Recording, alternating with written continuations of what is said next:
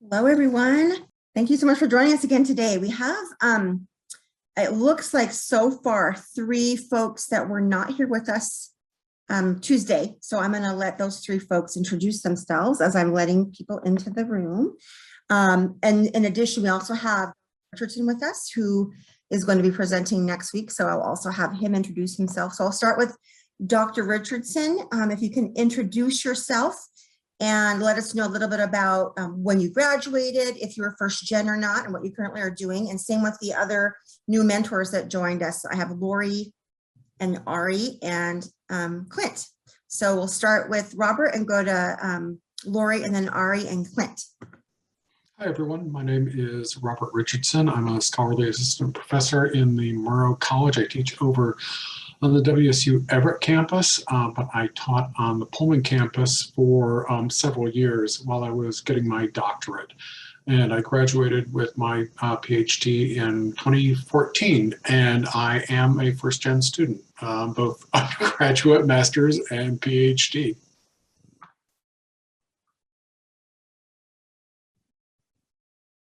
I think Ari had to jump off and is jumping back on. So maybe Lori, if you wanted to introduce yourself, and then Clint. Sure. Okay, hi, I'm Lori Miracle. I am not a first generation college student. I graduated in 2006. And Angie, is this the same Angie that used to work at HRS? Because yay! So I used to work with Angie. I worked at WSU in admin in Pullman, but then also with the College of Pharmacy and Communications for 7 years. Now I'm with the Washington Grain Commission. I am accredited with my APR from PRSA. So I'm all about mentorship. Thank you, Lori. Clint. Yeah. Hey, sorry, I don't have a camera right now. It's not working for me. But yeah, my name is Clint Brown. I graduated from WSU Pullman in 2018 with an advertising degree. Currently, I actually just moved over to New York City a couple months ago. So I live down in Brooklyn, and I work for a ad agency that specializes in like law firms. And I work from home. Thanks, Clint. So good to see you. And then Ariana. Hi there. I think I might be having audio issues. So can you hear me? Yay! Thumbs up. Always a good sign on Zoom. Hi, I'm Ari. I graduated from Murrow in 2013, December 2013. But I was on the fast track, so I would have graduated 2015. I have a master's degree from City University of Seattle that I just earned in March. I got my MBA with a specialization in change management. I'm already putting it to work at a local firm. Thank you, Robert. Good to see you again. I'm working at a local project management firm serving vertical construction of all things that I never thought I'd be working in the Seattle area and on the West Coast. And I'm working specifically with strategic objective management with the CEO of that firm. So on internal business and growth. So it's been a lot of fun and looking forward to being a part of this group. Thank you very much. And we're going to go ahead and have Miss Angie Klimko take it away.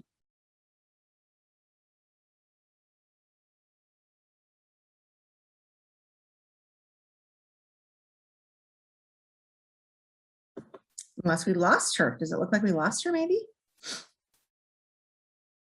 Oh, there she is. Sorry, 1 second. I was just getting this ready so that I can like throw this into the, start sharing the screen. You have to find it. There we are. Share screen.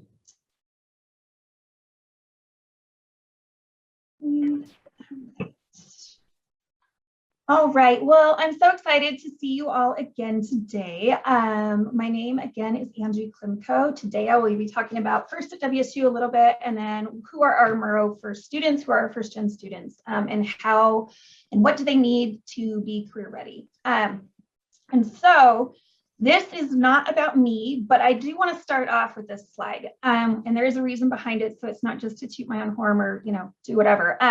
So just bear with me on this. So who am I? I am the director for First at WSU. I have worked at WSU now for almost 14 years, as it was so great to see a fellow HRS employee. I am no longer there, and I'm doing what I love. But I worked for TRIO Student Support Services, which is a federally funded grant with the Department of Education for the last 13 years. And that was pride and joy of my life. But I was elevated now to oversee all 6 campuses with the first generation initiatives. So to tell you a little bit, who am I? I was a child of a lot of trauma, a lot of abuse went on in my life. I came from a limited income family. My mom was a single mom raising 2 kids on her own. She fled from Kansas out to Moscow with not knowing anything. So she was on her own and we were all kind of on our own. So that kind of shaped who I was as a child. It was not my mom causing the trauma, just so that you're aware of that. It was not my mom causing any of that abuse.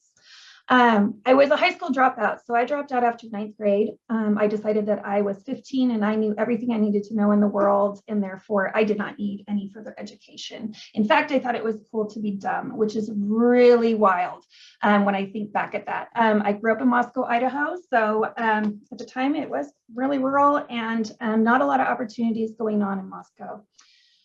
So I moved out on my own at 15. I moved in with my boyfriend, who was basically an ex-con who was, who had been in for assault with a deadly weapon. Again, not making great choices as a young person.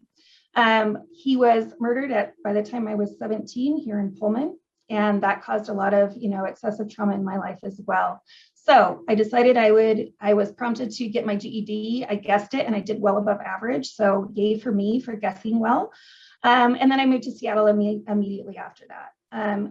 Therefore, having no education and working various jobs, in, the food industry, I had been a housekeeper, I did all kinds of things, but I really didn't have any skill set that really set me apart. I worked in a hair salon, which was wonderful for a long time, but that job ended.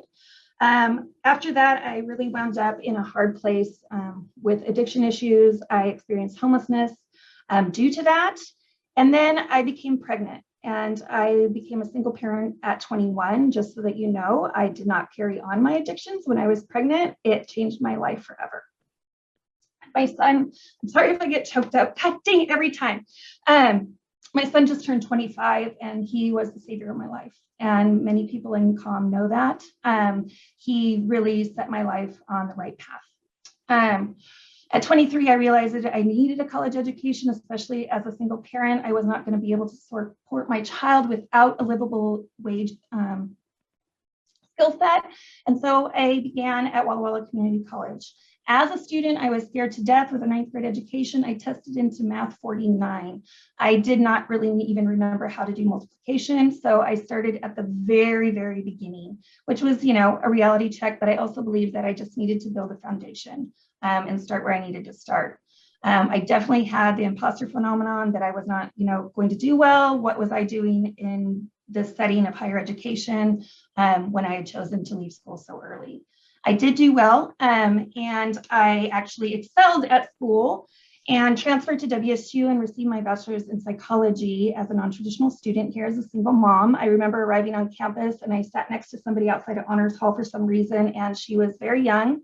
And she looked at me and said, "Oh, so what sorority are you in?" And I was like, I don't really fit the mold for Greek life. I was a single mom for one. I was heavily tattooed and pierced at the time, a long time ago.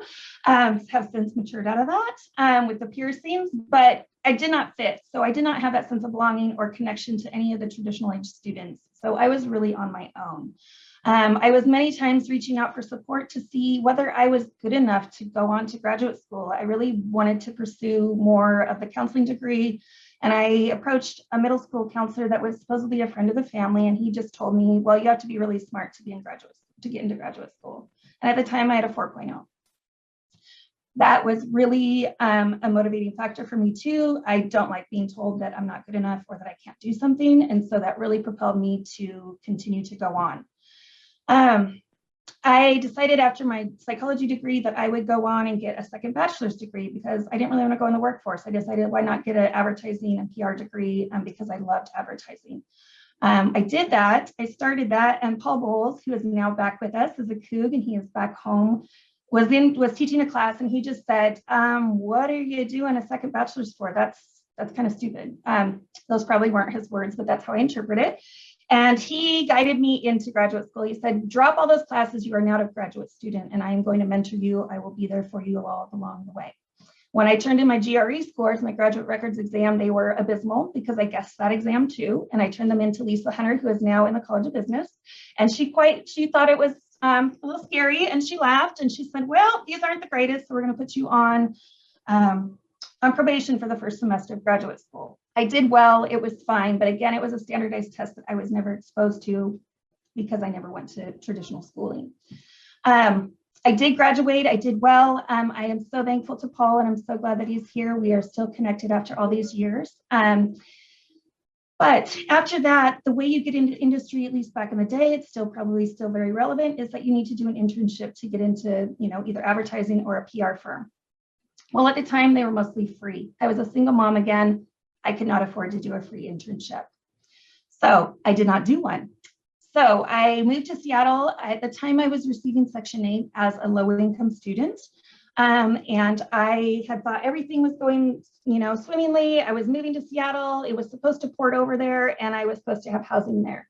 Well, when I arrived, I did not have it. They did not have any record of my housing. And so I was homeless again with a small child. That is not the trajectory I would think that for most students, once they get, especially an advanced degree, a graduate degree, that they're going to experience homelessness. We expect that we're going to make big money, we're going to go into industry, we're going to be able to, support our family or support ourselves and really, excel. That's what college is about, is getting that job, right? Well, it wasn't my case. So eventually I, had to just find a place. I had to put my son in a school, and we had to find something in the neighborhood. I worked at Seattle Weekly for a short time. I realized that I was not being treated well, and I did not have that internship and that experience to elevate me to the areas that I really wanted to go to with my communication degree and my career path. So I changed career paths, and I went into transitional housing, housing homeless families in Seattle.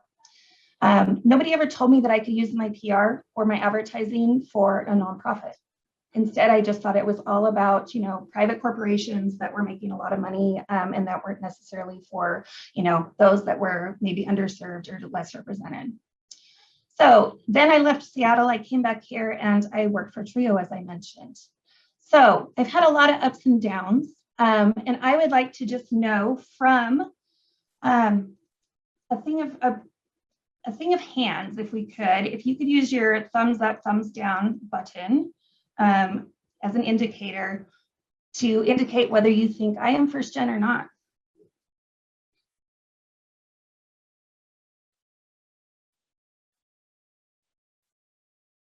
Or if there's a thumbs down, you can do a thumbs down too.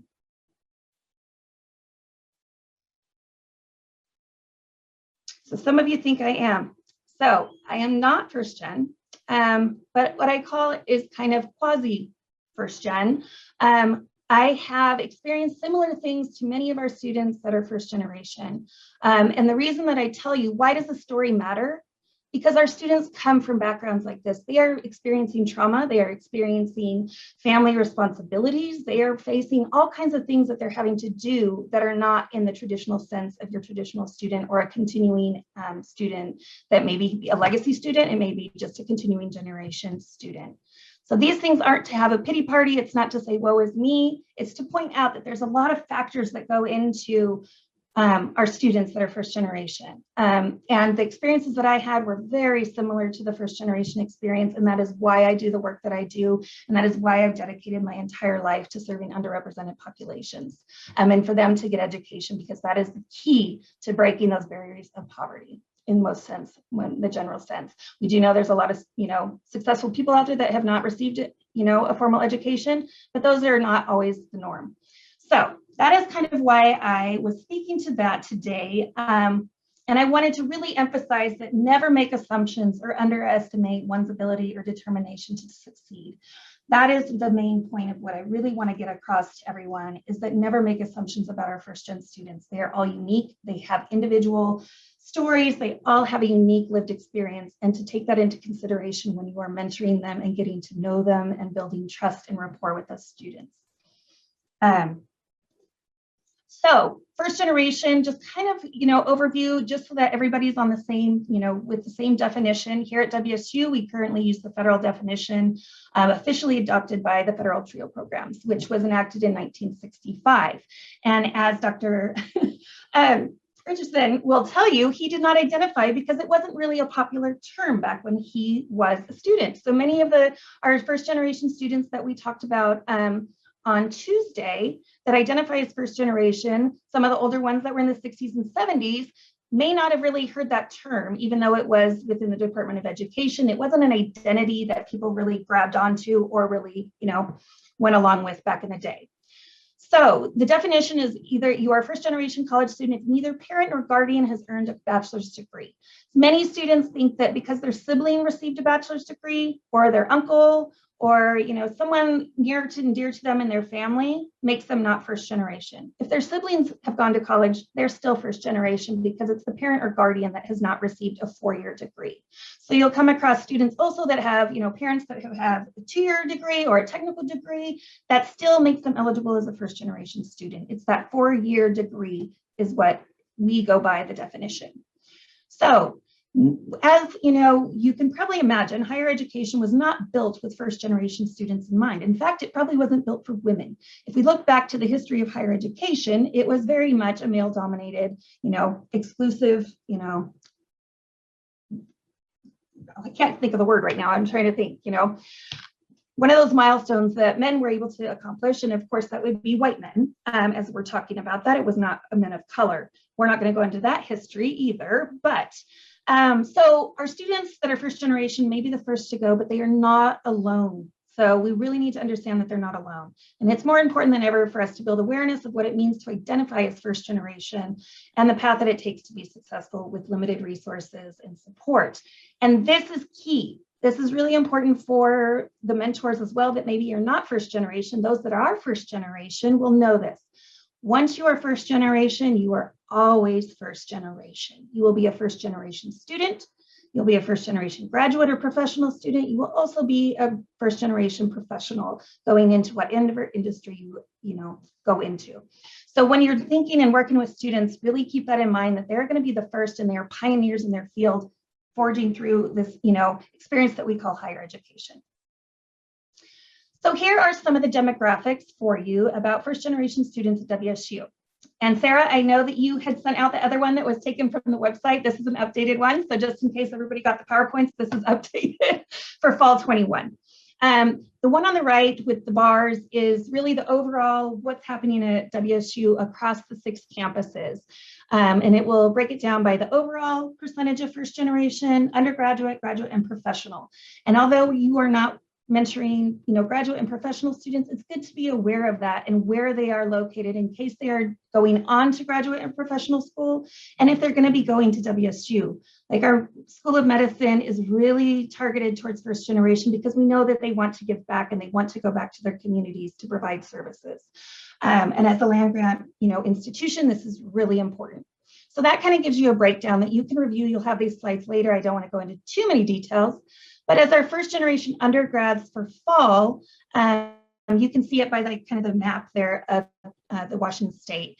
And you can see there's a lot of discrepancy too, that Vancouver still remains the highest. And then Tri-Cities, then Everett, and then it goes down from there. But also you'll see a difference of age. So Pullman is the traditional aged campus, whereas the rest of the campuses are serving non-traditional students that are much older and maybe working full-time, maybe attending part-time or full-time and working full-time.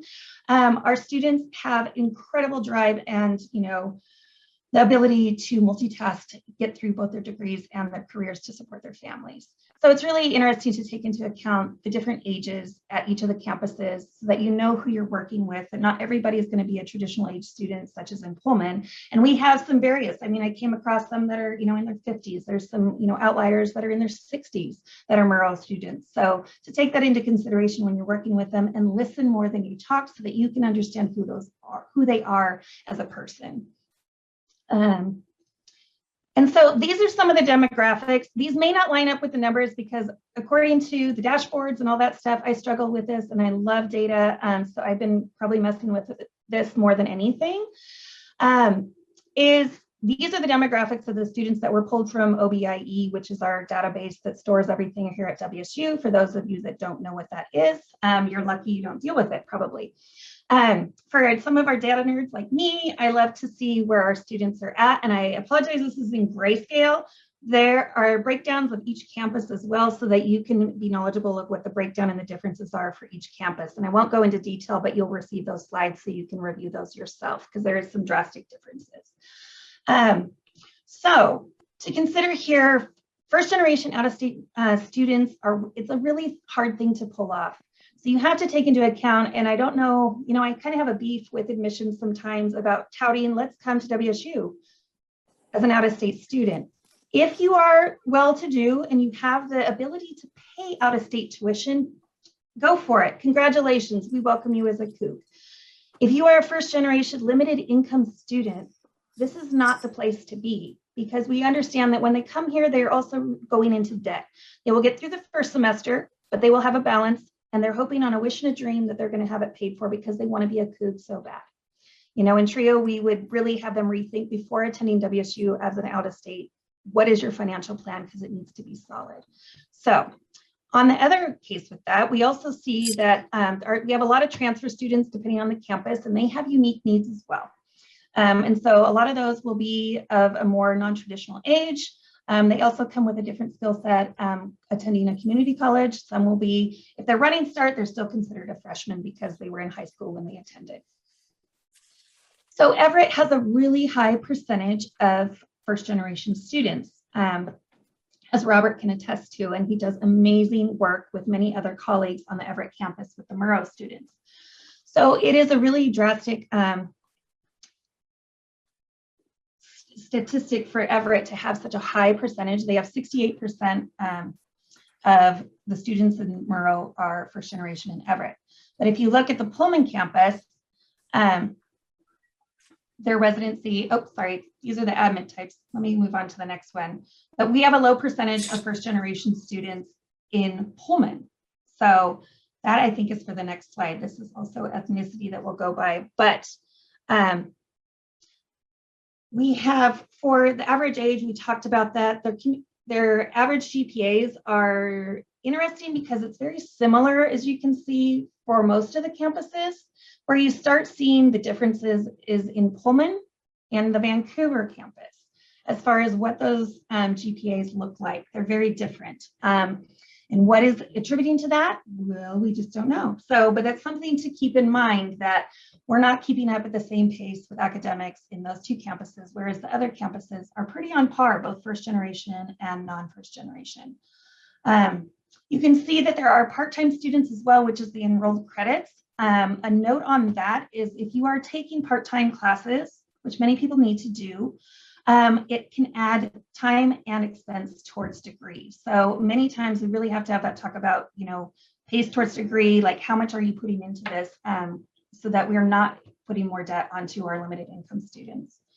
You can tell that Murrow is very heavy into the female students.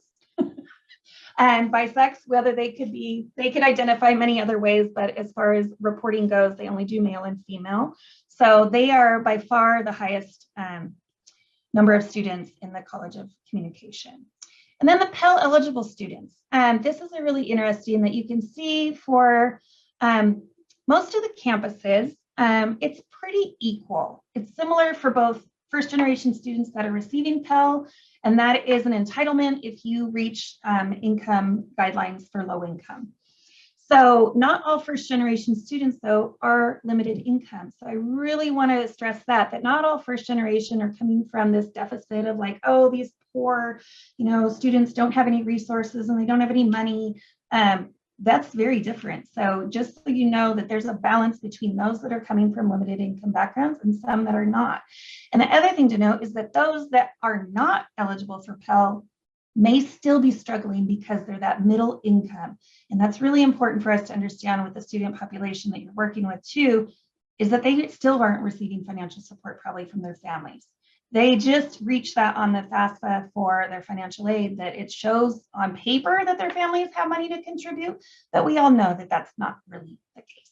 And so to take that into consideration, that they also don't have the extra money to be able to sometimes join organizations such as Greek Life, or to do additional study abroad, or do these huge things that other people might not even blink an eye at. So taking into consideration, those that are middle income are struggling as well, just to get it paid because they're not eligible. And the financial aid system is really difficult too, just because you could be 18, you have all these rights to serve in a war, you have all these things to vote, but you can't be independent for your own financial aid. It's based on your parents' income, and whether they provide that information or not is totally a game of roulette. So just taking that into consideration is something to just keep in mind. These are some of the characteristics, and I really want to point that it is not a deficit model when we're working with first generation students. And I think the first generation students that are on this call that identify with that know that that is not the case, but so much of the literature and so many, things that are shown on social media is like, oh, first generation are struggling because they don't have the skill set needed to be successful in college. That's just not true. It's really not.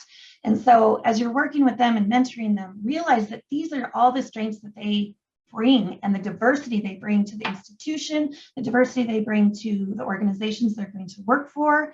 And they are pioneers. Think of that, like you are the first to step foot sometimes in an institution of higher ed. Some of them are coming from immigrant families, that some may only have, an elementary education that their families are dealing with.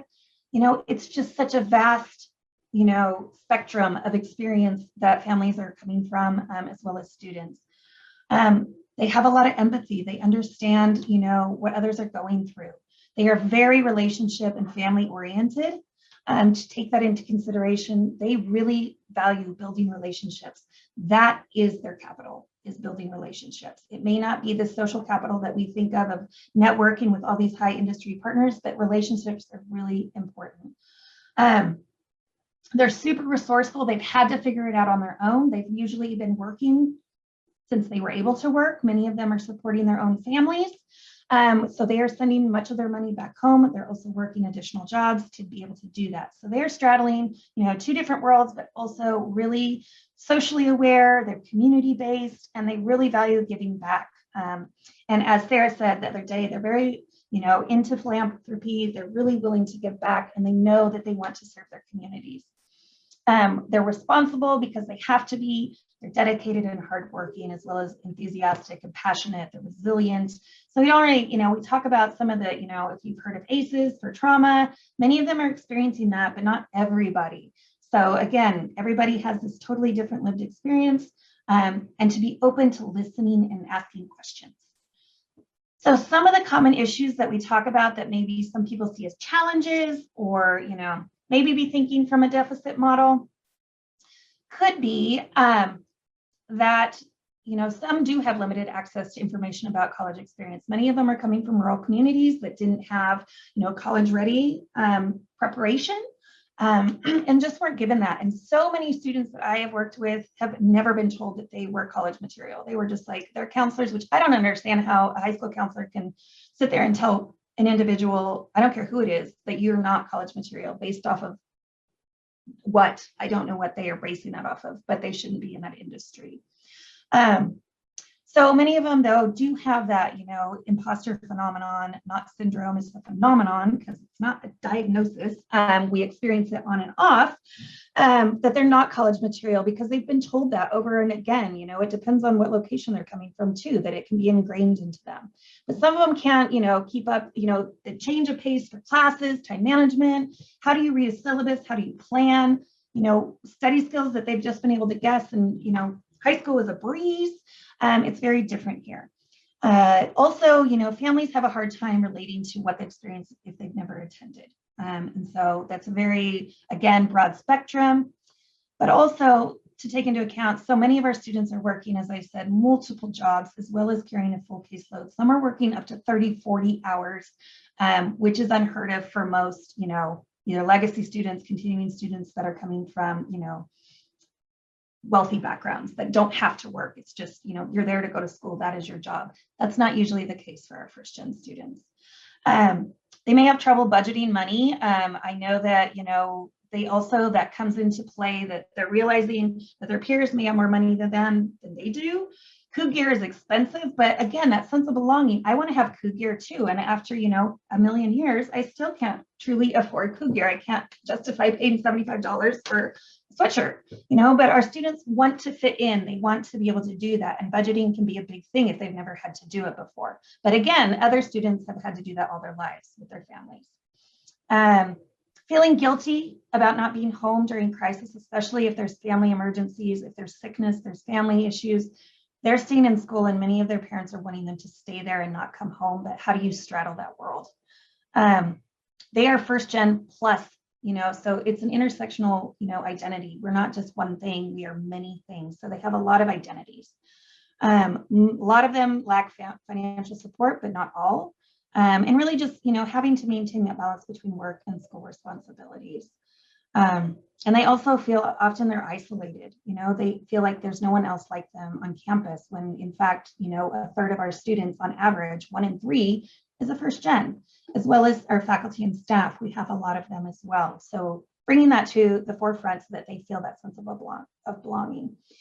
And Marcia and I talked about this too, coming with social media, but comparing themselves to others and where they're at in that, time in their life. I've been there. I mean, I think we all can relate to that someone has a better life than we do. They're more successful, they're doing things, but again, having to step back and realize this is just about you. This is your lived experience, your life, your goals.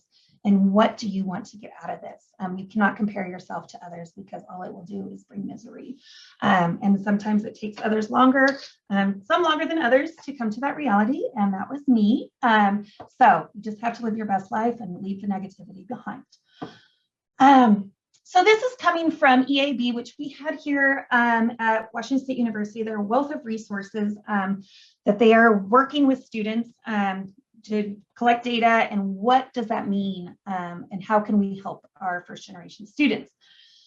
So many assumptions about college knowledge permeate college campuses. We've talked to, I'm sure you've heard that they lack college knowledge, like, what they don't know what they don't know. And how do they figure that out? Especially at the beginning, we front load so much information to students, and we just bombard them with emails and workshops and Alive and all these things like that they should know, and yet they don't understand half of it and won't retain it. But what is a prerequisite? What is, it says Blackboard, but we use Canvas. What are these things, and how do you navigate something that you don't understand, as well as, all the acronyms we use. I mean, I was just talking about that too. There was something for the RSOs about, check issuances. And I was like, what is that thing? I don't know what you're talking about. So could you explain that? And making sure our students understand it's okay to ask questions. Like, I don't know what half of those mean, and it's okay to ask what those mean. But they're scared to do that sometimes because they don't want to feel like everybody else knows, but they don't know what's going on. So really helping them and breaking down what is the language that we use in higher ed. It is not student ready language. It's not what they come that they're used to. We talk in this high academic speak that, is so academic that, even us that work in academia don't understand half the time. Why do we have to use such big words? That's not, nobody really appreciates that except for those extremely, hoity-toity academics. There's a place for that, but there's also just having students, no matter who they are, understand what the language is about. We changed, student financial, or the student accounts to the bursar. Like, what is that? And what kind of a word is that? And what office, what do they do? I don't know. So really helping them to understand what this is and breaking down some of that knowledge and language that we use into kind of that not legalese, but layman's terms. So combating some feelings of isolation, well, many times they don't really understand, and there's been times I admit I didn't understand the prompt for an assignment or what is actually meant for that, especially in graduate school. You're just like, I don't really understand what you're talking about. But yeah, how are they supposed to get all of these, assignments done within their time frame and time management? Why does it feel like everybody else is doing so well, but yet I feel so isolated? And it seems like, this was again speaking to the fact that not all first generation students are limited income, but many are, and many are in that middle income bracket. So when you meet someone that is coming from a wealthy background and you're living with them in a residence hall and they're going home every weekend and flying home, and you're like, well, I don't have anywhere to go and I don't have money for that, or spring break, or, those extracurriculars like, do a study abroad during spring break, or do this, like, oh, let's go somewhere like that. Not everybody can afford that. And that makes you feel, again, isolated and that you're not meant to be here. So really understanding that you're going to come into that, they're meeting people that have way more, resources than they've ever had. And sometimes, working with a lot of the students that I have, they never understood that they were poor growing up. They had such a great life. Their family was most important. It was not based on money. It was based on their experience with their families. And then they come to college and they realize when they see their FAFSA or they see the financials of their parents, how tight it really was. And now they are super appreciative, like they are understanding what it means to pave this way as a pioneer and get their first, get their education as a first generation. So lots of this to take into consideration, but also reaching out on their own terms. I don't know how many of us had talked about that, to be like, oh, I'll just fake it till I make it, or I'll just figure it out on my own because I'm resourceful and I know how to look things up and, document. That is something that I always tell students is document every conversation so you have backup. Hearsay, just like in court, does not fly with anything. So if you're having an issue, make sure it's an email and that it's documented. But they're going to seek help on their own terms because many of them see seeking help as a weakness. Only, a week I'm going to ask for help. Like I should be able to figure this out. But us as mentors, us as, faculty and staff that are working with first gen, it's our job to normalize asking for help or clarification or asking that question, as we all know in class, like everybody else is thinking it, but nobody wants to ask it. And therefore everybody's lost. And really becoming, a first generation advocate. How do you do that? And so many people are willing across the campus, across industry, our alumni are really wanting to, support our first generation, but don't know the clear channels of how to do that. So we need to be more transparent, such as Murrow First, with everybody sitting here on this, call today. And thank you, Sarah, for all the work you do around this and all of the mentors, because this is the first step in being able to do that and really leading them to, success.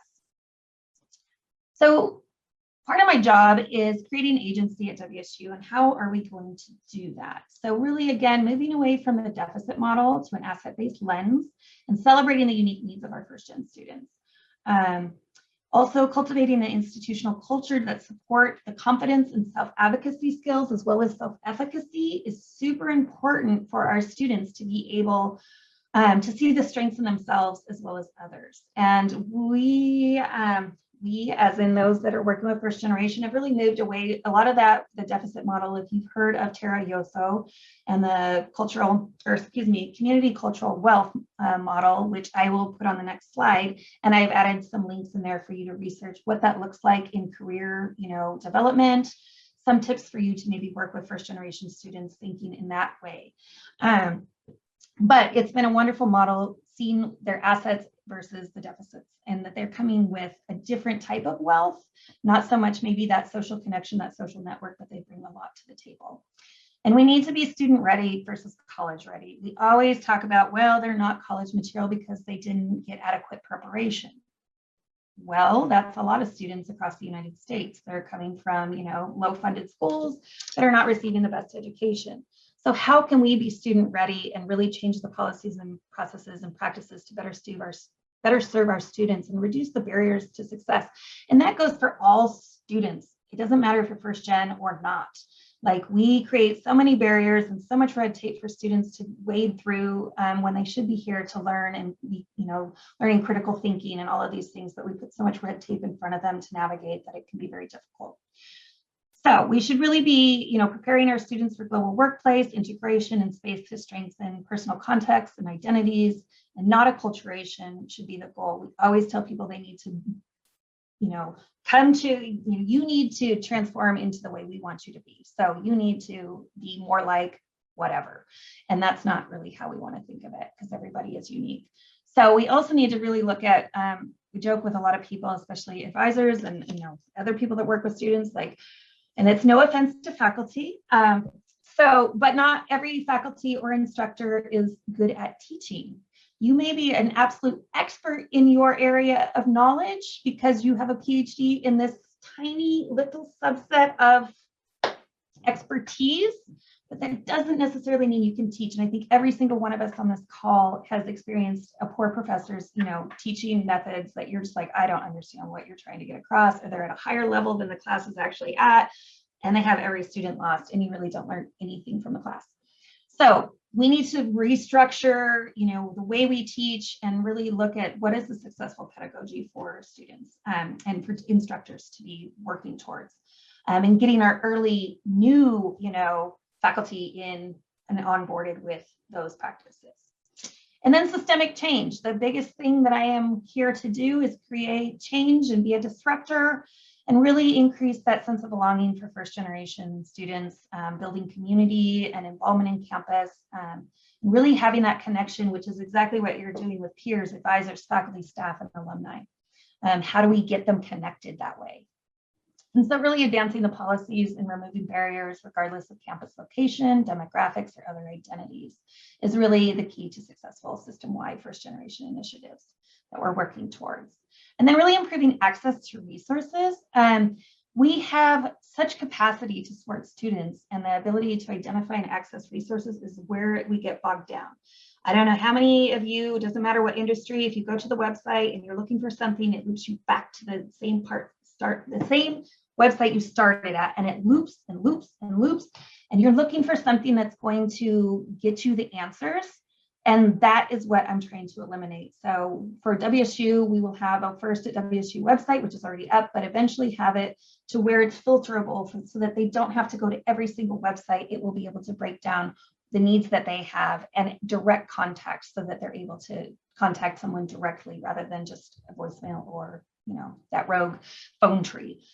And then universal design, we talk about that a lot. You hear it with disability, accommodations, just working with that, but it's really a universal design is for everyone. So what serves, to keep in mind, what serves those on the margins serves those in the center, so if we can increase best practices, it's going to serve all students, not just our first gens. We're not trying to be niche, like, oh, just this population receives services. Once you can develop a great, methodology and practice, then it's going to benefit everyone. And so I like this down at the bottom too. Simply put, achieving equality in outcomes does not mean, in fact, cannot mean treating all students as though they are the same. Rather, equity focused, which is what we want. Policies and practices in higher education recognize and accommodate differences in students' aspirations, life circumstances, ways of engaging in learning and participating in college, and identities as learners and students. If you don't take anything else away, keep that quote in mind when you're working with it, because it really is equity based and not equality. How do we serve those students? And so equity is a great word, but it's not, equality is a fancy word, but it really doesn't serve all. So we're looking for equity. And so, I'm not going to go into this because I put the link in here, but I want you to understand just the basics of what this model looks like. So the community cultural wealth targets these areas that come out on the spoke. So they do have familial capital, the cultural knowledge to develop through family, friends, immediate and extended, social capital with the networks within their community that can provide resources and support. They excel at this. Navigational capital, skills to maneuver through institutions. They are able to do that because they've had to do that, whether they, through their families, through, their upbringing. How do you get that and how do you manage a whole family sometimes?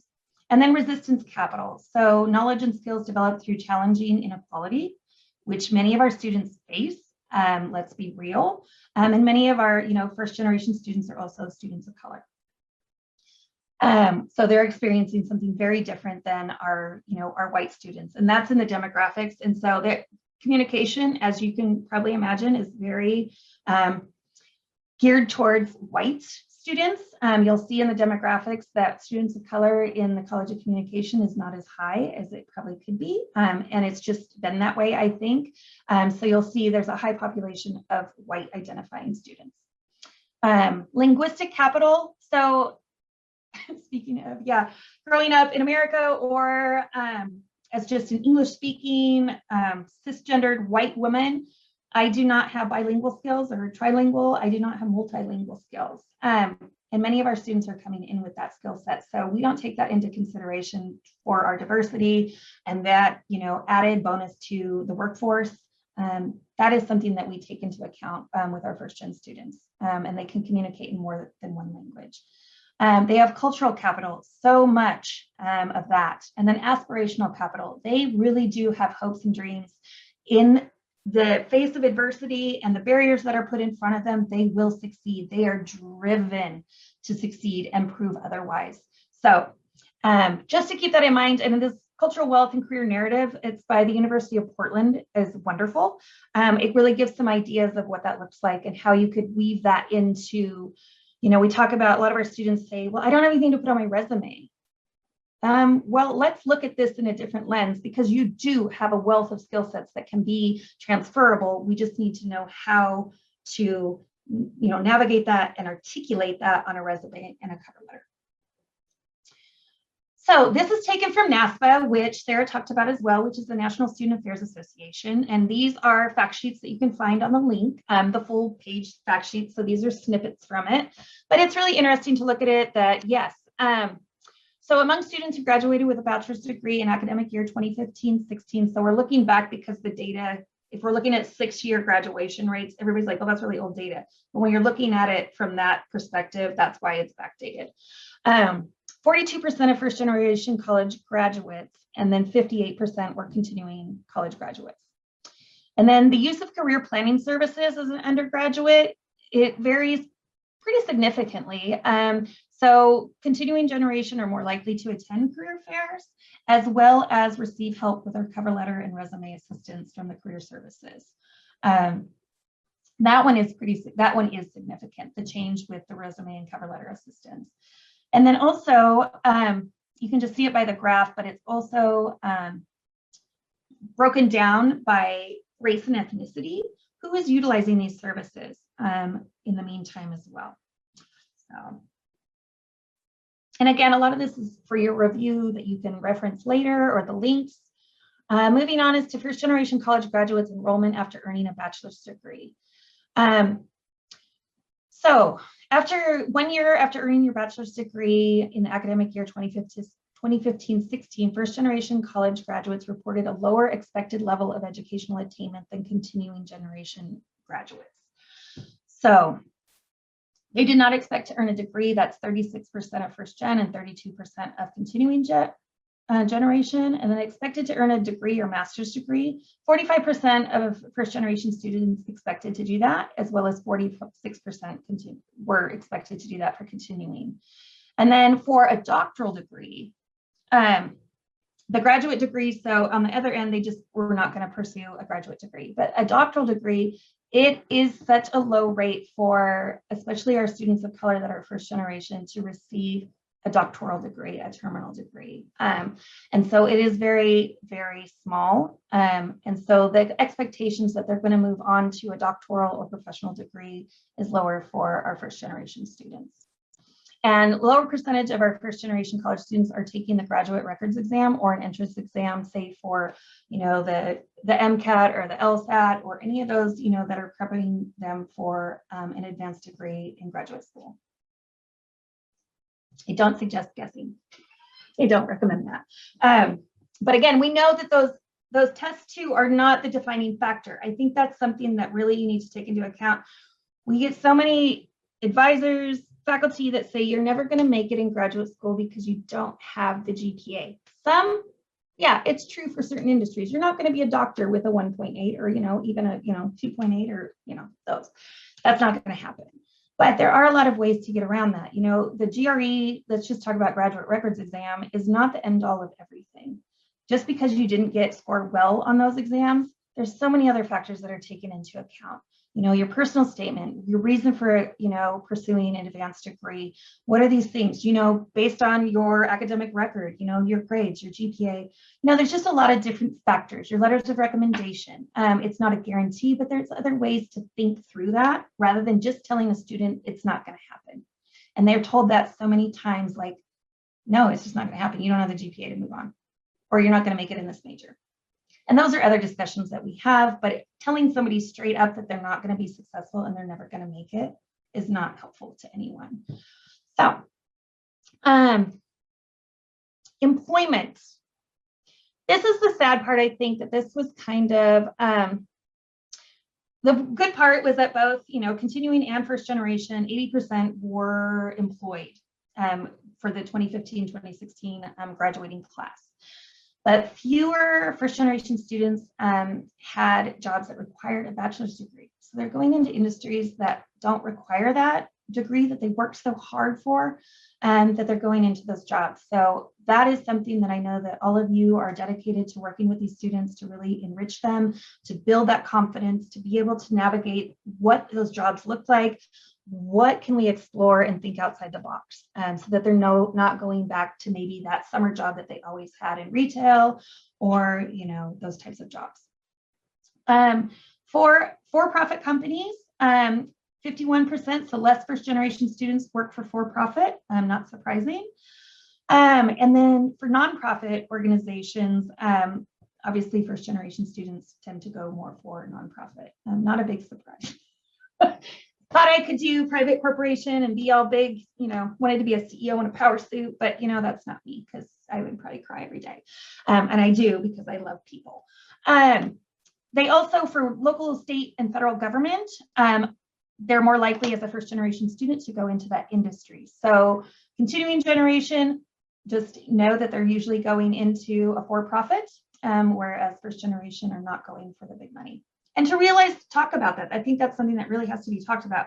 We were discussing this with some of our other, presenters, is what does that look like? Just because, our money is very important, but if you are trying to make huge money and you're working 60 hours a week, yet your values state that you're family oriented and want to spend time with your family, is that the industry for you? You need to think through that as to what you want to sacrifice. There's going to be a sacrifice, whether it's money or time. And so really understanding the industry that you're getting into, the types of jobs that are available, and what aligns with your values, and your cultural, norms, what is going to work for each student is going to be very, very different. And having those open discussions. Yeah. Angie, it's Marcia. Yeah. On the back slide, I just put something in the chat, but don't know if you saw it. I'm curious, why, do we know why those students took a job that didn't require a BA? Like what is the insight behind that? It might be due to their community, going back to communities where there's not as many opportunities. And so a lot of them will go back to be close to family. And many of the times that's a very rural location that may not have those opportunities to excel, and they're not willing to leave their family obligations in order to do that. And they're just might not be available for them. So as mentors, I think that we need to understand what their specific goals are post-graduation, as well as those inhibitors or priorities that they may have. So then as we coach them and empower them to do something, it's meeting their success criteria as opposed to being part of a statistic. Absolutely. Can I add to that, Marcia? I'd also say that many of them struggle with even understanding what they're striving for, right? Yes. Because they're already breaking those family norms. They're already doing something that family really may not understand or believe in. And so the goal to maybe get closer to home and be closer to family after college becomes really the big priority. And I think through mentoring, they're going to need to kind of, how can you balance your goals with what you really want to do with your family so that you're meeting your professional goals as well, so that you're not going back home and taking that job at the grocery store or as at the coffee shop, because that is what I see the most in student services. Yeah. The lead of advising has been the first generation students feeling that tick of the clock that they have to get back home, they have to take a job because they don't have an option. Many of them don't have a place to go when they leave college, right? The parents have said, well, since you're going to go to college, you're going to be on your own, right? When May hits, you need to get a job. You need to be, so they take the first thing because they have that pressure, and the pressure is than others. It's huge. And so that's, again, we talk about straddling two worlds, the family expectations versus personal expectations. How do you discuss that, and really push them out of their comfort zone to be able to talk about that and say, okay, this is what my family expects, but how can you help your family outside of those parameters? Because if you are able to keep the money in your pocket and graduate on time, then your earning potential will be able to get back to the family at that point. So it's not so nearsighted. You really have to project out to the future goals of what that's going to entail. So I know we're running short on time, so I'm just going to put this in here. They do lack experience many times to those gatekeepers. So what is, some of those barriers of not taking advantage of job shadowing? They don't know how to contact somebody in industry or any profession and just be like, why would they want to talk to me? I don't understand. What am I supposed to talk about? I don't, so preparing them to understand that so that they can learn early on whether that's something they want to do or not. And that job shadowing or informational interviews really highlights the true industry. I love that Marcia had talked about what is their question about, why do you want to work for Nike? And just because you like the brand doesn't mean that's why you should work there. And so we had that talk. So it's really, working with this. Again, these are resources that you can look through. Finances are also a big topic of discussion. What does it look like to, manage your finances as a post-grad? And as in college as well, but post-graduation, I've had students that are like, I'm just going to use all my life savings to pay off my student loans. And I'm like, whoa. Don't do that, because again, this whole thing, could you come up with, an emergency fund if you had an emergency? If you give that all to the government, they are not going to help you when you, have a car accident or your heater goes out or whatever happens, that you're going to need. So talking to them about what is it like to manage your finances, invest. What does it mean to build credit? How do you manage in this world to do that? Because a lot of times they don't have that. And a lot of it's cash culture, depending on their cultural background is cash culture. There's many that are bank adverse. It's such a wide range of topics to discuss. And, not taking loans, what does that mean? I mean, they're so loan adverse too. What does that mean when they take a loan? And really educating on them, and then how are they going to pay that back? Here's some more statistics about, extracurricular activities as undergrad students. They are less likely to take on extracurriculars due to working usually. So these are just some statistics that you can review as well, talking about formal leadership roles as well as research or a paid internship. As we can see, those paid internships are more of the continuing generation are getting paid internships. A lot of that can be due to networking.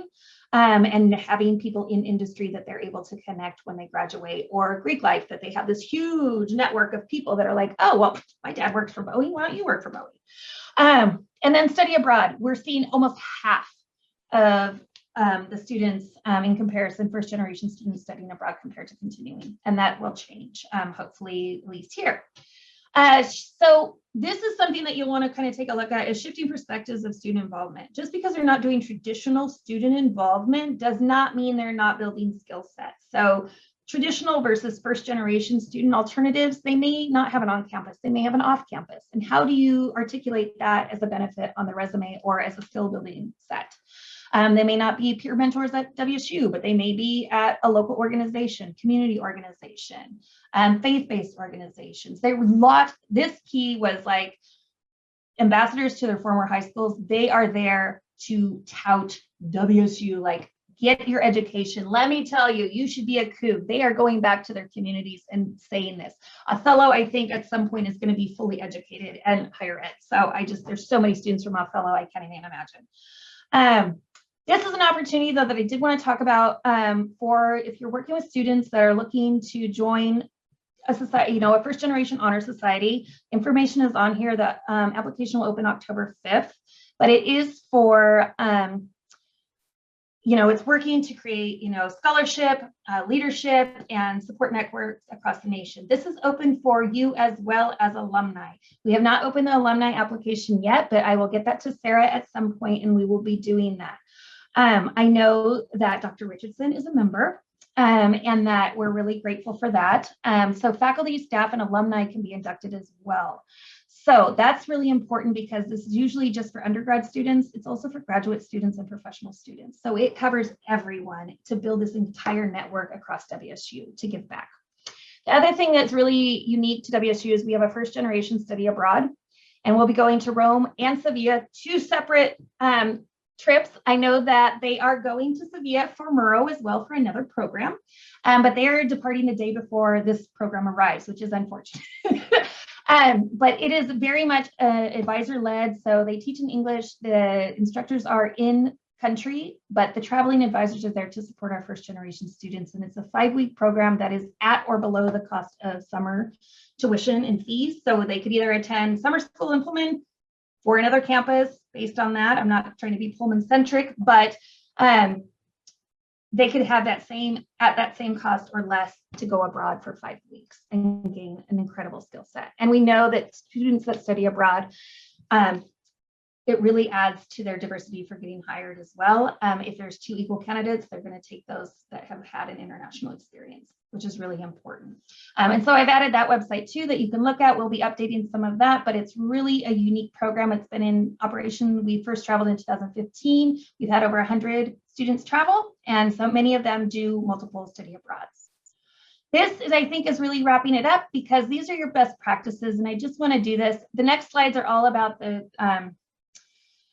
demographics of each campus, but I really want to articulate this for the next few minutes. I know we're a little over, but don't make assumptions ever. Always ask questions. Build trust and rapport with students. It can take time, but listen more than you talk. Ask probing questions to get to the root of the issues. Sometimes they will be standoffish, but if you really show genuine care, they will open up to you and let you know. And they're looking for that long-term relationship, not just a blip in the radar, because that's what they build that trust on. Be authentic. They know when you're not being authentic. They can see right through that. Be vulnerable. Let them know that success is not a straight line. It sure wasn't for me. They saw me in a big corner office and they're like, oh, you're so successful and you just have it all made. And I'm like, oh, honey, you don't know half of it. It was not. I did everything backwards in the hardest way possible. Let them know that. Understand your own privilege. Really take a look at your own privilege. Oh, and I see, McKenna, you have a question. Hi, yes, really fast. Sorry, I know we are a little over time. I don't want to waste That's okay. Time. My question I have, and I'm sure we'll cover it in the next 2 sessions or whatnot, is how much information will we be receiving about our mentees before we talk to them, besides their name and a good contact? Because I know you don't want to assume anything. So I guess, is there any sort of information we'll be given, like activities they're involved in, their major, just anything about them, or is it just a blank slate first meeting? We learn everything that they're willing to share at that first time? Very good question. I will give you as much information as I can, which is basically going to be, what I'm not doing is that when I'm capturing their information from the form that they're going to fill out, I'm going to ask them in that form what it is I can share with them, with you all. So my goal is to also to host a short orientation with the students so that I can talk to them a little bit about some of their fears and some of their trepidations with it, and then pass information on to you before, after I match, and then I will share that information with you that I can. So you'll probably get you will get what year they are, what your major is, where they're from, and then they will be receiving your email and contact information that you allow me to share with them, rather than giving them giving you theirs, if that makes sense. Yes, perfect. Thanks for clarifying. Yep. And just a reminder to be okay sitting in discomfort or silence, but we all have different lived experience. Be open to learning about other people and their lived experiences. It may not be comfortable because a lot of them will be experiencing different things such as racism or discrimination, all kinds of things, and trauma that you may have never experienced or even heard of. Being open to just listen and sit there. You don't need to fix it. It's not a fix it. situation. Be honest, always be honest. Tell them that, let them know that failure is part of the journey and to just keep going. If we don't fail, then we can't, learn those lessons. Cultivate their innate talents and strengths. Always think strengths-based. Respect each person's lived experience. Be open to learning about each other. It's a reciprocal relationship. You should learn just as much from them as they do from you. That really builds that relationship. And then really build that confidence and self-efficacy. Coach them, don't tell them, don't do it for them, and empower them to make those decisions on their own. And again, respect their values and culture, but help them to explore the various jobs and careers and what they need to know about that. Think outside the box, because I was so narrow-minded with a comm degree. Well, this is what I can do. And I thought I had to go into corporate, like I was going to work for DDB worldwide. Like that was the option. And I was like, that would have been great, but yeah, that wasn't reality. And nobody told me I could do nonprofit. And so lastly, though, be passionate about what you're doing and have fun and share your experiences and just let it organically develop as well. So thank you all for attending today. And I'm sorry it ran over by a few minutes, but if there's any questions too, Mia? I can totally stick around after if people have to jet, because my question is about, I have another matching question. So, okay. Yeah, I'm able to stay on, so that's fine. So those that need to leave, I absolutely respect that. I apologize for running over, but I am absolutely willing to stay on for whoever has questions. Thanks, Angie. Appreciate it. Yeah. Wonderful. So helpful. Everyone will be back together on Tuesday with Dr. Robert Richardson and Marcia Steele Hoover. So those of us that can join, we will be sending out this presentation, and then I will be taking care of the recording for those of our group that's not here today. So thank you so much.